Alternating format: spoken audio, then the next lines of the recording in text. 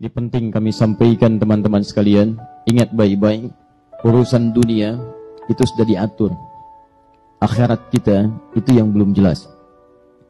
Kami beberapa waktu yang lalu menerima berita postingan dari saudara kami di Kairo di Mesir, menyampaikan sebuah kisah yang sangat indah. Jadi ada satu keluarga ini keluarga berada.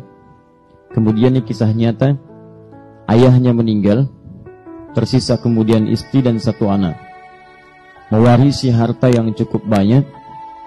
Tiba-tiba kemudian datang pamannya mengatakan, biar saya kelola harta ini sehingga nanti hasilnya bisa menghidupi anak dan keluarga ini. Maka dengan penuh kepercayaan diserahkan hartanya, diundang notaris untuk menyaksikan, dicatat skala legal, dokumennya didokumentasikan. Begitu diserahkan, rupanya hartanya kemudian dibawa lari oleh pamannya sampai ke Amerika. Digunakan sebagai modal, sukses bisnisnya, kaya dia, punya perusahaan yang kemudian berkembang, cabangnya di mana-mana, sampai kaya dan menikah kemudian dengan gadis Amerika. Ini kisah nyata.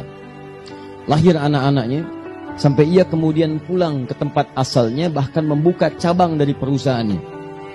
Yang paling miris, ibu dan anak tadi, anak yang berkembang yatim ini, kemudian tergadaikan hartanya oleh pamannya. Nyata kisah ini.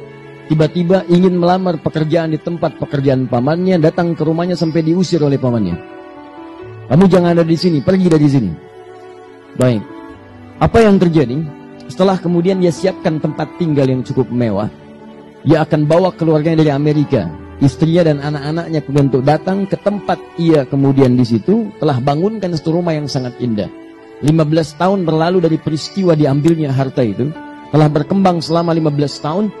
Begitu tiba masanya kemudian jadi rumahnya sangat mewah dengan perusahaan aset yang sangat luar biasa banyaknya. Tibalah waktu kemudian keluarga besar di Amerika untuk datang ke tempat ia di situ. Saat datang, disiapkan waktu menjemput, berangkat kemudian ke bandara. Apa yang terjadi? Tiba di bandara dengan selamat, disambut dengan senyuman-senyuman yang paling indah.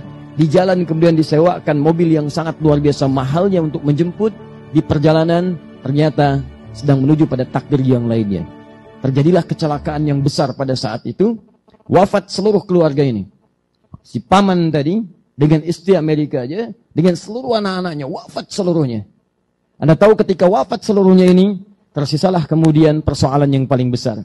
Kepada siapa harta kemudian si paman ini atau si orang ini diwariskan. Ternyata tercatat dalam catatan dokumentasi notarisnya, ahli waris paman itu setelah diteliti seluruhnya, tidak ada kecuali hanya satu si yatim itu. Anak yatim yang tadi hartanya dibawa oleh si paman untuk menjadi modal. Ternyata ketika dilihat silsilah ahli warisnya, cuma tersisa si anak yatim ini satu-satunya ahli waris dari paman tadi.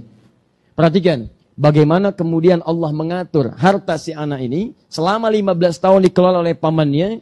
Walaupun dia terasa sakit, kurang menyenangkan perlakuan dan sebagainya. Tapi perhatikan cara Allah untuk mengembalikan seluruh harta-harta yang menjadi miliknya.